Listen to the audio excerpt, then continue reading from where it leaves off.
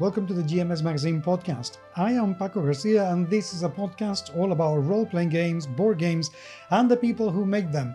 Also, sometimes the people who play them. This is a special episode because we're having a summer break, but I was really looking forward to talking with Ori Kagan, who will be introduced to you in just a second. But before going into that, just so you know, this podcast is going to be divided in 3 smaller episodes so you can consume them more easily as you will and please, rather than having to listen to the whole episode and then coming back or what have you. However, if you think that that format is not for you, we're going to do things a little bit different from August onward. We're going to be doing these episodes live on Mondays, and then that will be updated and uploaded to YouTube. And then we're going to do the episodes, in shorter chunks in TikTok and probably Spotify. But that's going to be down to you to decide, because I would love to have your input and tell me if you'd rather have a 1 hour long episode or 3 smaller episodes, 3 perhaps 4 shorter episodes of 15, 20, 10 minutes each. Please, please, please, we really need to know. Meanwhile, though, I give you Ori Kagan. I really hope you'll enjoy this interview, because I definitely did. Welcome to the GMS Magazine podcast. I am Paco Garcia, and this is one of the few not reviews, because this is not going to be a review. No, we're going to be reviewing something in a second. We're going to be reviewing what my guest is doing. I am in the Steam company of Ori Kagan, who I already knew before he was introduced to me by my friend Lisbeth.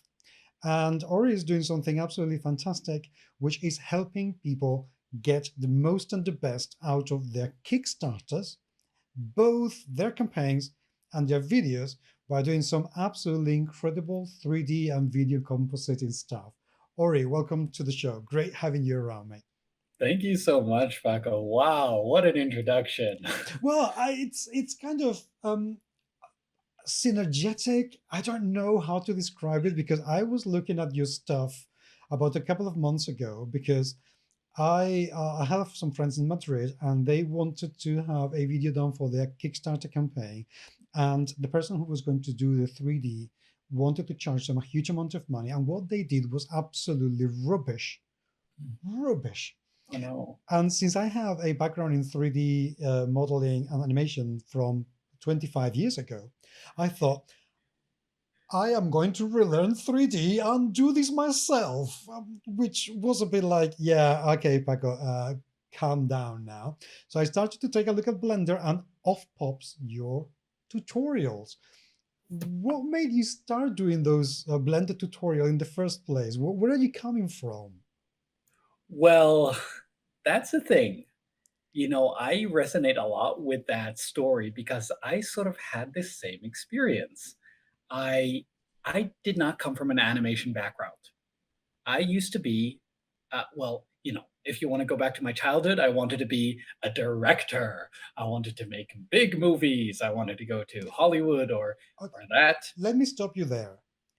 Don't you dare telling me that you would not want to do that still, Well, given the chance.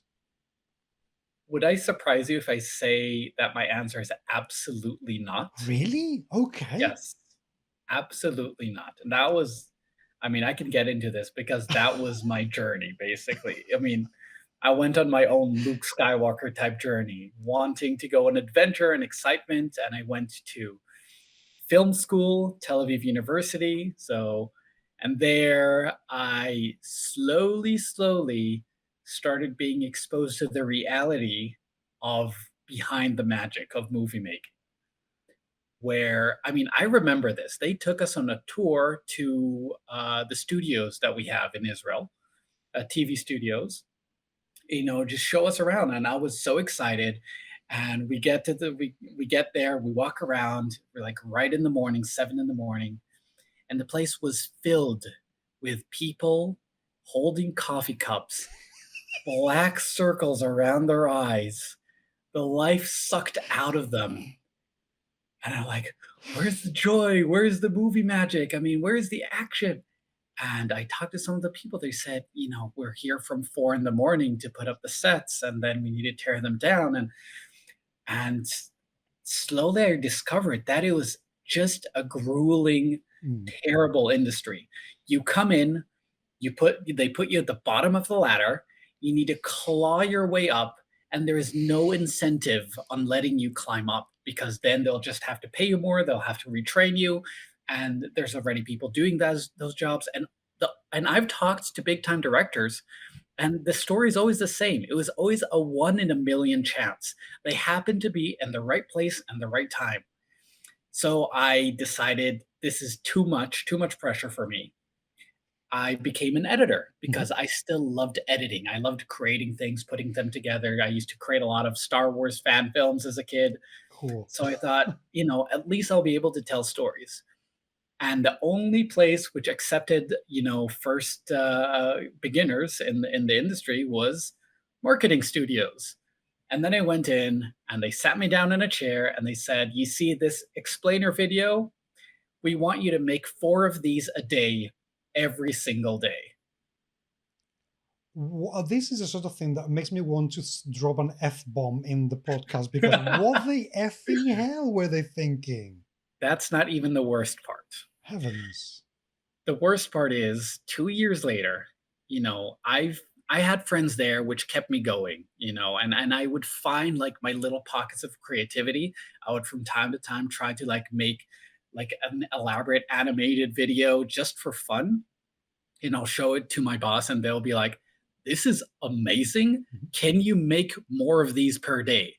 And I said, "Absolutely not." So they said, "Okay, that's not worth it. Go back." And eventually my wife was telling me at the time, just, "You gotta quit, you gotta quit, you gotta quit."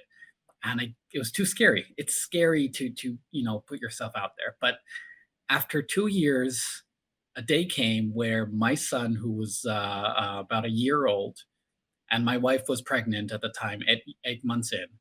So he was sick. She was taking care of him. At a certain point, she needed help, or she needed to go to work or something like that, and she just basically she needed some time to rest.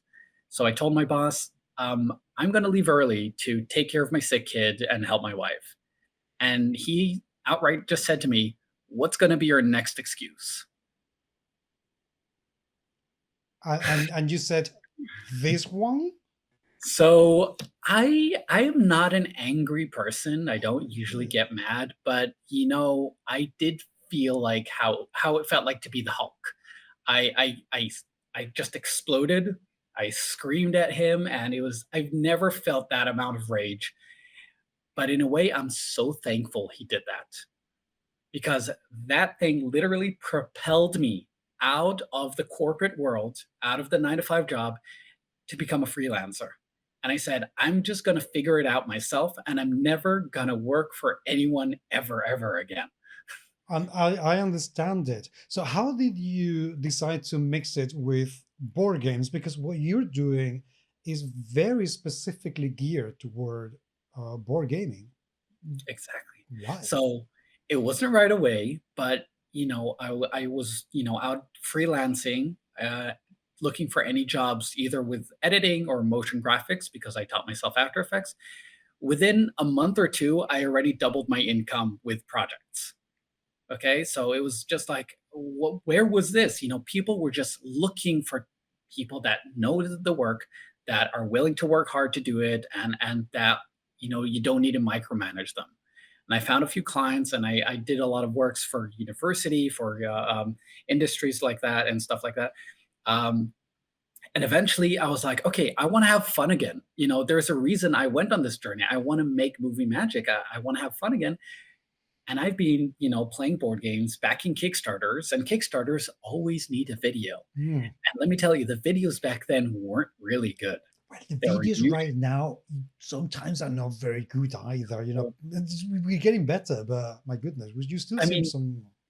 yeah, I mean, but look, back then it was like It was old horrible. classic Kickstarter where Yeah. people just talking to the camera. They don't even have maybe a prototype yet.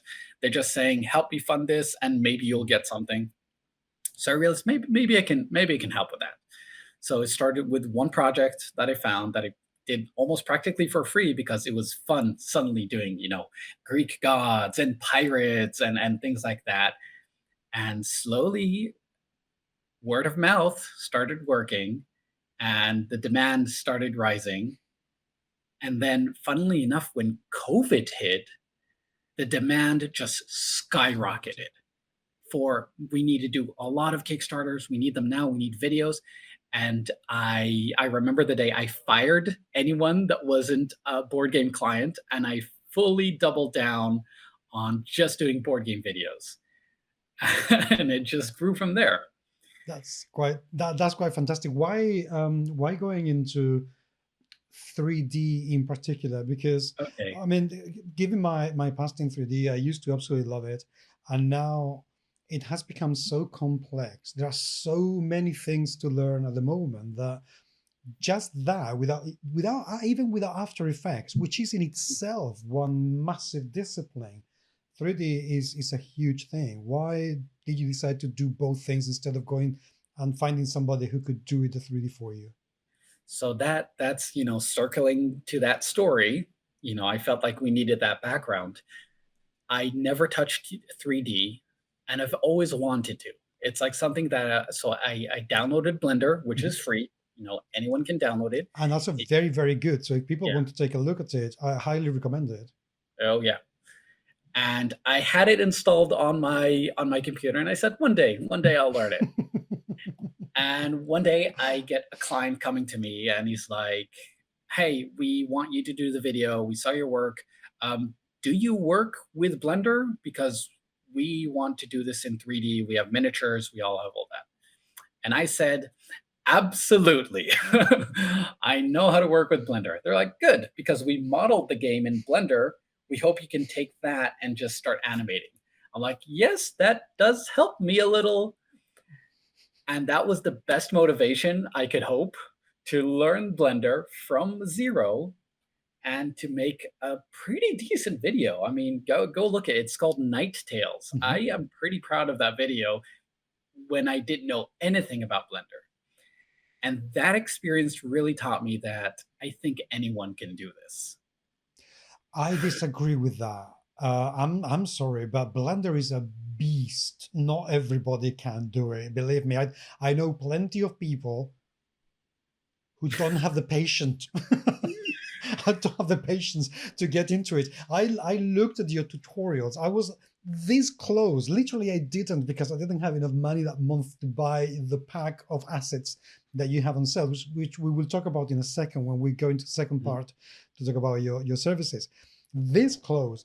And when I started to try and do some of the tutorials, it was like, I don't have the time to learn this anymore. It's a lot. It is quite a lot to learn at the moment. So no, I think the fact that you can learn it, the fact that you've managed to teach yourself After Effects, which is like,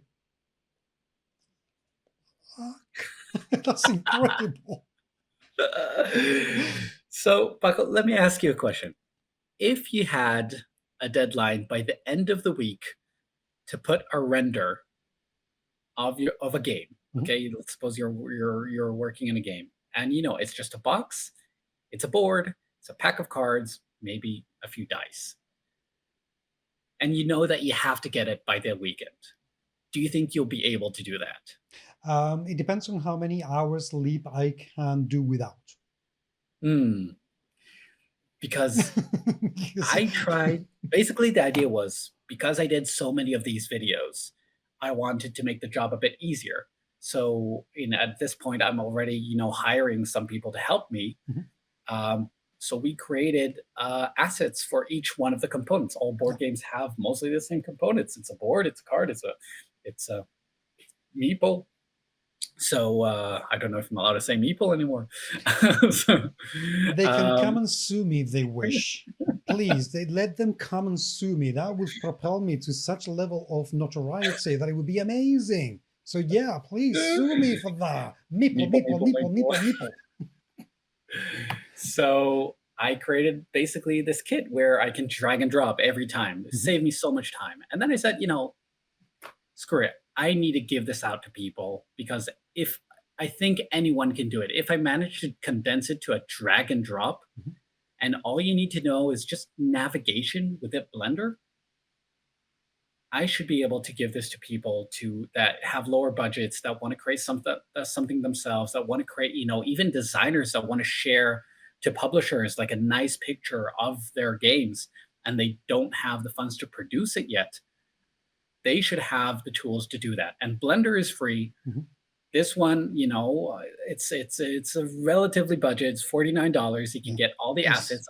I'm it constantly is, updating it with uh, more and more and more. and I think $49 is very reasonable, to be perfectly honest. So, because the amount of time that it saves, I mean, let's face it, the truth is anybody would be able to do and create what you have in the pack, but the amount of time that it's going to take them to do it is going to be considerably more than $49. So, I think it's a very, very reasonable price, to be honest. And So, it has tutorials that yeah, will literally show you for every single thing how to do it. There's like that's the true. big one, like 40 minutes, that's free on YouTube, Yeah. and then you can learn for each one because come on, we need more games in the world. I want to do anything I can to help people get their games out there.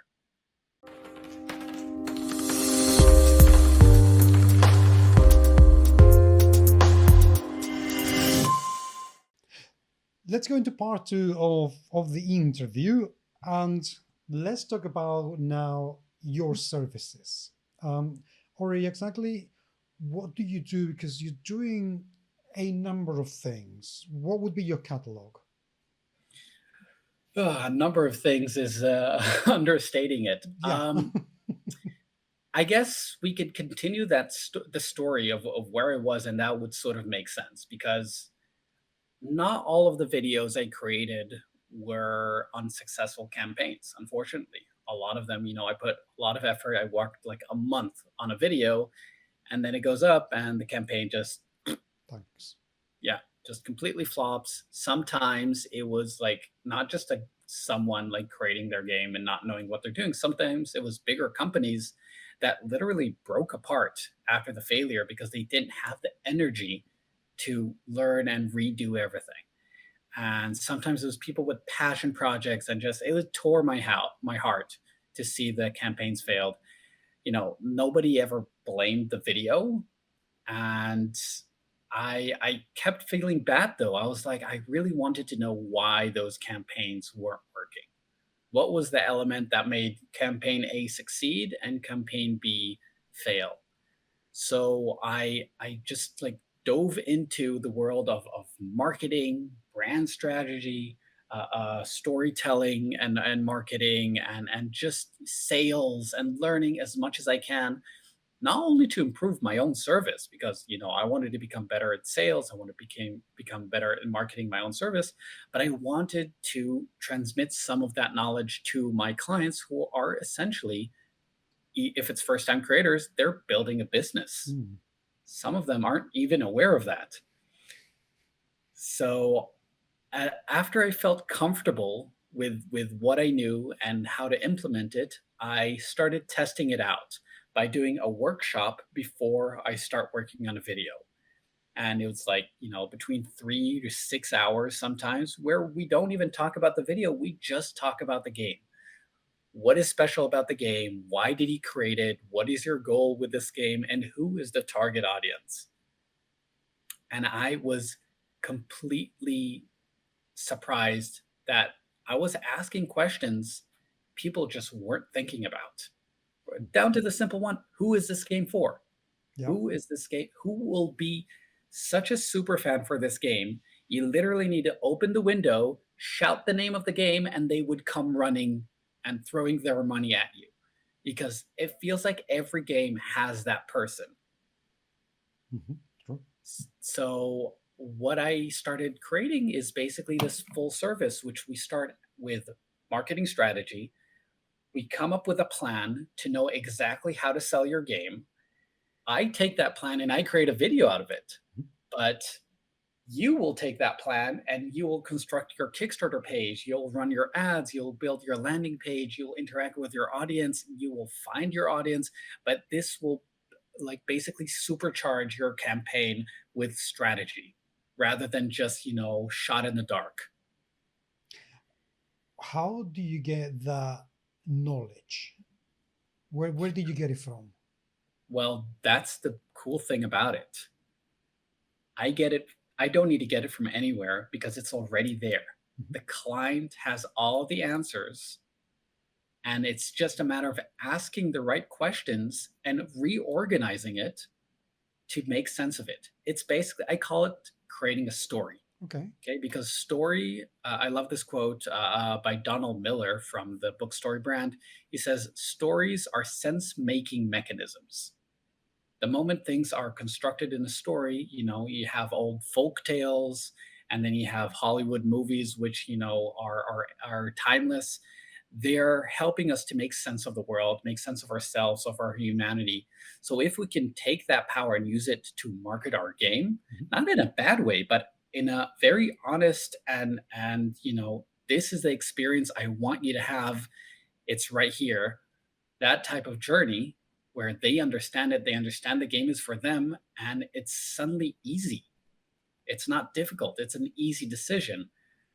I think that's very powerful. And look, I after a year and a half, almost 2 years of doing this, everyone who utilized this workshop had a successful launch. We Okay. haven't had one failure of anyone that didn't use like that chose to not use the insights. So it's It's proven working. itself. Yeah, it's working. So I did the you have a test Hmm. online which Elizabeth sent me the link to, and I took a look at it, and there are a number of questions. Some of them are, between 1 and 6. Other ones are, give me a number, give me an estimation. How did you come up with those questions, and how did you know that they were going to be the right questions to ask? So you're referring to what I call the Kickstarter health check, Yep. and this concept came when I learned basically about the service, which this platform called Score App, where you create a questionnaire. Once someone answers it, they get a score, and you have a way to tailor make it so that the report you get in the end will fit the score of the person filling it up. I thought this is a wonderful tool because I found so many of my clients are just making the same mistakes, and they're mistakes that are easily avoidable. You know, do you have enough followers before launching? And some people said no. I hope the Kickstarter they would come and Kickstarter and we'll find it. I'm like, that's not how it works. Not anymore. That's absolutely true. Not anymore. You need to bring the crowd before you launch. You want to hit the day one. It felt like there's all these truths that because I've done, I've had over 100 clients at this by now, maybe even more. I need to count. Most people launch, 3, 5, 10 Kickstarters maybe. So I had basically the opportunity to be there on the ride for over 100 projects, and just seeing those same mistakes happen again and again, I condense them to questions that, like you said, sometimes it's how familiar you are with your target audience between 1 to 6. Why 1 to 6? Because I don't want anyone choosing the middle. Okay, fair enough. That Yeah, actually, it was a question I was going to ask you, but that's a it's very, very good answer. it's I want you to are you on the low end or the high end? Mhm. And if you're on the low end, how far is it? And there's a lot of stuff that about simply confidence, Mhm. which I find is a very strong factor in success. Because if you have confidence that you're going to succeed, there must be something backing it up. That thing is usually just seeing data, seeing interactions, having a support system. So the first question is literally, how confident are you in success? And that one is such an important question. Most of the score is actually based on that question, a spoiler. Okay. But uh, I found that the higher the score, it just correlates with a successful launch.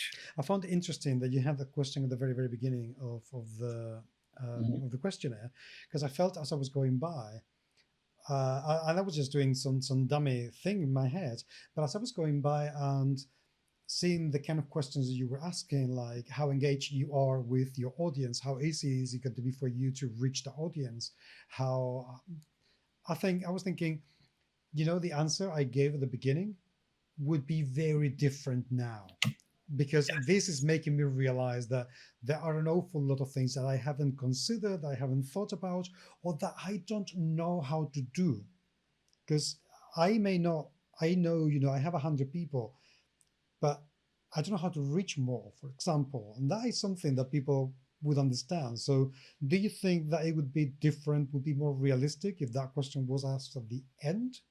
So, Paco, you've discovered the secret because there is a question in the end, which is essentially exactly the same question Hmm. phrased differently. And I guess anyone who listened to this interview might be a little, biased now because now they know. But that is literally the biggest point of data that I look at. We have a question asking about your confidence in the beginning, and then I look at the same question in the end that is phrased differently, and I noticed if there's a difference. And then I know what they went through. Okay, that is good. Good technique. I like it. Okay, let's jump now into the video production side of it. Um, One of the most complicated things about doing video production for people is actually getting the vision that, in this case, the client has for the game. But I can imagine that also in your case, because you're going to find an awful lot of times that people, they have a game in their head, but the vision that they want to portray may not be the best for the game. What is the conversation like from your point of view as a professional, as a visual professional, and as a gamer, when people tell you, I want to portray this game in this manner, and you look at it and think, this is not the best way to do it? How does the conversation to do the art direction, the whole steering of the video goes? So I have to admit, first of all, that the tabletop industry has the best clients ever. Okay. Because everything I've done before board game videos, it was always the same process. I do work, the client asks for revisions, I do the revisions, they ask for other revisions which contradict the first revisions, and I'm like, what is even going on? Now I Yeah. need to ask for more money. I don't want to ask for more money. And it was always that strained relationship of me fighting the client. With the tabletop industry, honestly, because I feel like every person I work with is someone I could imagine sitting down and playing games with, the conversation never feels that way. It always feels like, what's something cool that we could do? Okay. And because we did the workshop and we know exactly who we're selling the game for and what's the number one priority, what's the number two priority, what's the number three, and then we know we don't need to focus on this, we only need to focus on that.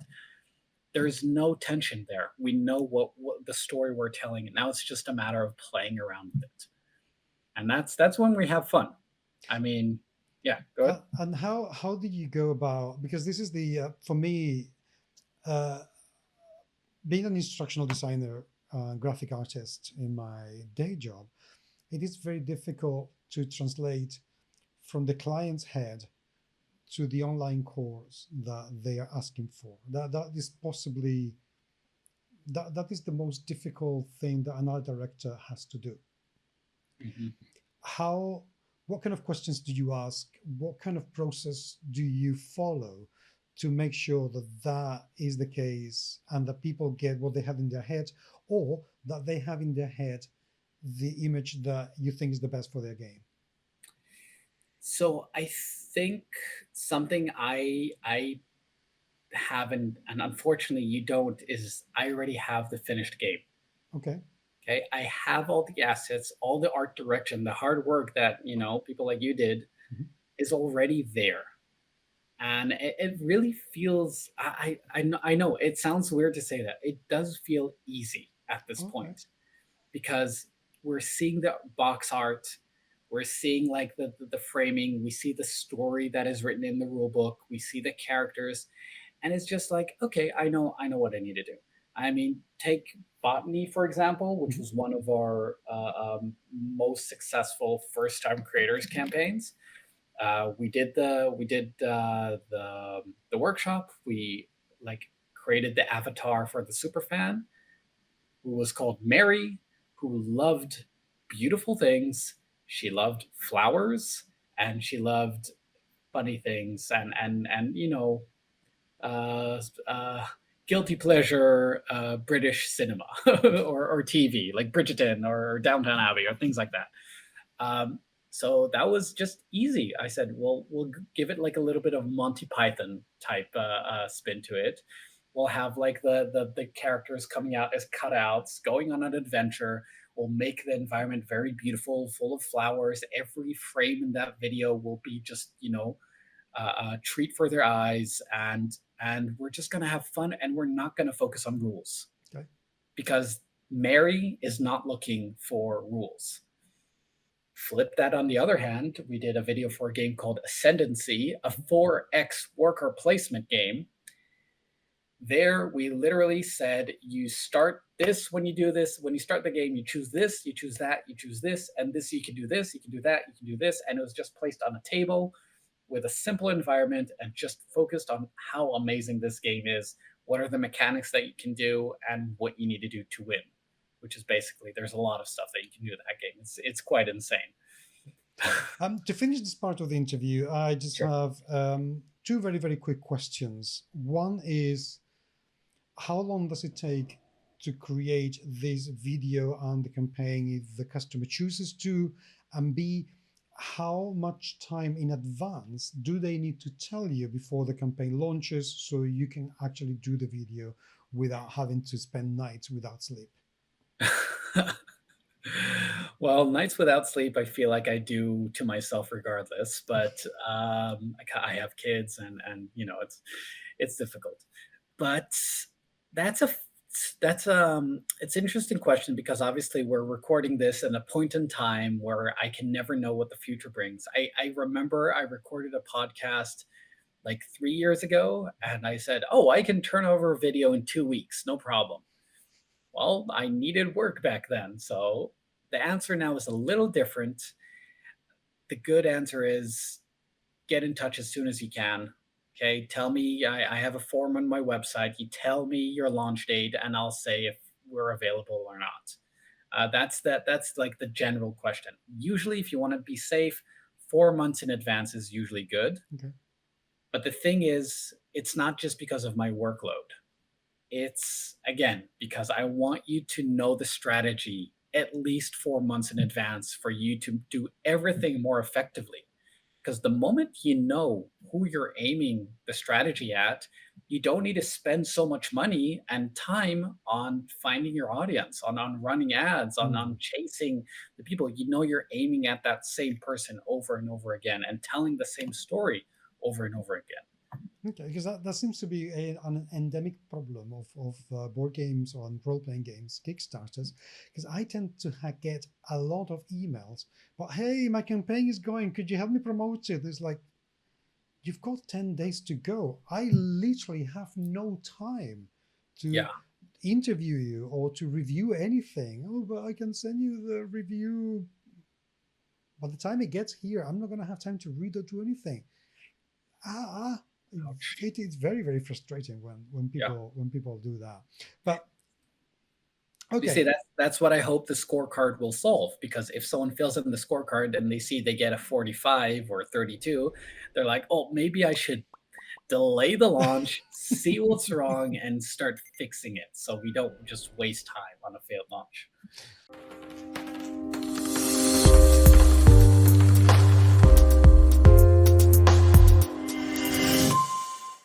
Okay, let's go into part 3. Let's talk about the future. And I would like to ask you the future, how you see it from 2 points of view. One, the future for your company, and B, the future for crowdfunding. Because although we have been talking about Kickstarter, but obviously your scorecard is not necessarily just for Kickstarter. I mean, I think that could be applied to pretty much any crowdfunding platform out there. Oh yeah, definitely. So, yeah. What do you think, given the trajectory that crowdfunding's had over the last, since it started, how do you think it's going to be evolving over the next 5 to 10 years? That's a good question. That's a really good question. There's a lot of unknowns. I'll tell you what I see. A lot of people like to talk about, there's oversaturation. There's too many board games. There's too much. A lot, maybe not you, but I hear this in a lot of Mm. especially when you go to a convention and you just see these thousands and thousands and thousands of board games. You don't even get the chance to have a look at all the booths. Um, I think people underestimate the sheer amount of people there are in the world. And it's very easy to see things from our perspective, especially if you're someone that has this massive collection of board games, has a frustration of not being able to play all of them, not finding the time to play all of them, and it's just it can get overwhelming. But the thing is, there is always someone just starting their journey. There's always someone that prefers a small collection and just a specific game which he discovered on Kickstarter somehow, and that is his new or her new favorite game. Mhm. And, if anyone doesn't believe me, just look at the data because numbers don't lie. Mhm. Botany comes out of nowhere and has 15,000 backers that, aren't board gamers. 20% of the backers on that campaign were completely new to Kickstarter. It was such a wild point of data that Kickstarter themselves reached out to Doxomnium, the publishers, and they said, "What did you do? How did you get so many new people on our platform?" This can be done, and I think if publishers continue just, saying this game is for everyone, just shooting wide nets, that's when they'll start getting low returns. I think the more we niche down, the more innovative we become, um, and keep on having fun while we're doing it. I can see this industry just growing and growing and growing. See, I think you've made a very, I think you've made a very good point, because the way that I see it, um, we think that we should be able, and I'm generalizing an awful lot. Okay, so this is not applying to absolutely everyone, of course, but I think we see an awful lot of people who feel that they would want to play every single game out there, and because of the way that me myself have been evolving within board games, where I used to be that kind of person where I wanted to play anything and everything, and now I am mostly interested in just indie small Asian Mm. games, or games that people I know, my friends, are producing because they are my friends. And one thing that I reckon is that the, as you said, the more niche we go, the larger your audience is going to be. But also, there's one thing, and I would like to get your insight about this, and it's about cross pollination with theme. So I wonder, for example, if how many mycologists who are not into board games would probably back a game like Mycelium, or how many botanists would back a game like Botany just because it's a game about plants, or how many people who know, how many enologists would back something like Vinos or Naramata because they are a game about, it's a game about wine. Do you think that there's going to be a growth in people who are interested in games because of theme rather than because it's a game itself? Well, I guess the question we should be asking is, how many people do you actually need? True, but we are in a Okay. capitalistic world, so as many as possible. Well, that's the thing. Board games are not digital products. They cannot be unlimited. True. And that is a very, very important factor because there's all the YouTube channels that really talk about, will it maintain its value? Will it go up in value? And the whole resale market and things like that. And the one question I always ask all my clients is, what is your goal? What is the minimum amount of copies you are willing to print? The answer is usually 1,000, 1,500, 2,000, okay, of an entire print run for someone to have enough to start building a business. If you're growing or you're getting to like bigger companies, then it grows. Then it's 2,500, 5,000, 10,000 copies. That's still just 10,000 pieces. And like I mentioned, there's a lot of people out there. Mm-hmm. It's just, and you said the magic word. The magic word is niche. Okay. You cannot hope to every time to create a wingspan. You can't hope to create another Ticket to Ride. I love people with audacious goals that try to aim for the stars, but focus on getting your 1,000 people 1st. Mm-hmm. Okay, your 1,000 players, and then those 1,000 players will know about you. They might not buy the next game, and I have something to say about that.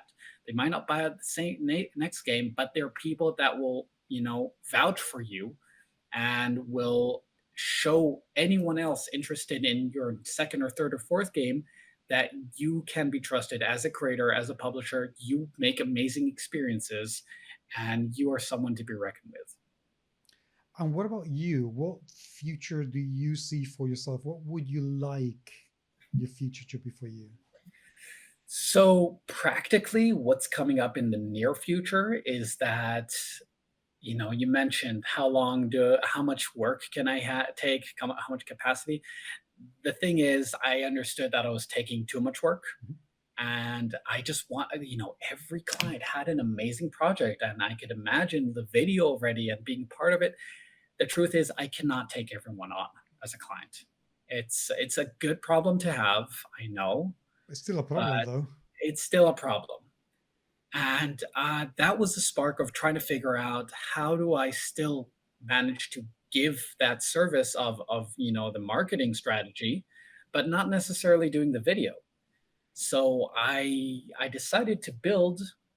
Oh, first of all, I will do one-on-one, okay, workshops if this is something someone is interested in, and I've done that recently with the creator of Hegemonic Project. Mhm. So for their second game, they wanted to do just strategy, and we had a wonderful 8-hour workshop. I really hope it will work because we came up with some very interesting insights for their upcoming game, World Order. So we'll see. Um, but I'm going to create a whole academy, okay, like a cohort study group where I will basically not only teach, it's not you listen and I'll talk. It's we go through the process of the marketing workshop together. It's a small group, and it will be people going through the same process that have a game launching in 2025. That's at least for the first round, and hopefully they will grow together. That is a plan, and be more focused and spend their time on doing what they're supposed to be doing and not wasting time on things that don't help their campaign, and having a healthy launch together. And that's going to be launching on September. That sounds exciting. That sounds very exciting. I like the sound of that an awful lot. Okay, Ori, to start wrapping up things, there is one thing I would like to ask, and I know this is a very, very difficult question, but Okay. if you had to give just one piece of advice to somebody who wants to start their their business through a crowdfunding campaign, just one thing, what would that advice be? Okay. Let me have a think, because that's a question I've been asked a few times, but I don't like giving the same answer. So, is this edited? Can I take a moment to think, or Yeah, but by all means, I yeah, can. I mean, I can do a cut okay. later on. Gi- By Give all me give me a means. moment. Give me a moment. One piece of advice for someone that really wants to start their journey. Um, okay, so this is going to might be a bit of a downer for someone, but on the other hand, it might be inspirational. And that is, I want you, if you have a game, okay, because this is someone that already has a game, has an idea, and is trying to decide, do I actually do this? Do I invest the time, the energy, the blood, sweat, and tears on building this game out myself, putting in the money, learning marketing, building a business, taking the risk? I want you to imagine yourself 5 years from now, and you're having a cocktail party, and you're celebrating something. Okay, cocktail parties is a big deal. What are you celebrating? And just think about that. and think about, think about that speech that you're going to give, the people you're going to thank, and see if that aligns where you are today. And then start working to get it there. That is a very, very interesting way to put it. I like it. That sounds quite amazing. Okay, Ori, where can people find you? Even though there's going to be all sorts of links on down there in the show notes, but where can people find you, and what would you like to tell the audience to finish today? So the main hub of everything is kaganproductions.com. There you can see our show reel, which we wrote rap for with Chris George from Room and Board. So if anything, just watch that. I'm very proud of it. That video is fun, I have to say, and the song is catchy and it is very, very good. I loved it. And then thank you first of all. And then from there you can reach our scorecard, which I recommend anyone on any stage to just take to see where they at. And if you're interested in this Academy program, whenever you're listening to it, hopefully it's still running, you can join our wait list and you can get to that. I guess I'll give you a link that will direct straight to the waiting list. That would be amazing. Ori, thank you so much. Thank you so this much. has been absolutely fantastic, and I cannot wait to see what videos come out and what other successful campaigns you get to steer people through. We're working on some really cool things. I cannot talk about them, but they're really, really cool. Love that. Thank you, sir, very, very much. Thank you so much. This has been the GMS Magazine podcast. I am Paco Garcia, and you can get hold of me on podcast@gmsmagazine.com, and your email will always be welcome. And also find me in pretty much any social media out there, like TikTok, of course, YouTube, Spotify, Facebook, Instagram, even though I don't go to Instagram very often. But hey, I will try to say hello. My thanks to Chris Diaz that I do this podcast with, even though he wasn't with me today because we are taking the summer break. And I am very much looking forward to coming back with new episodes very, very soon. Until then, have an absolutely wonderful time this summer, and I will talk to you very, very soon. Take care.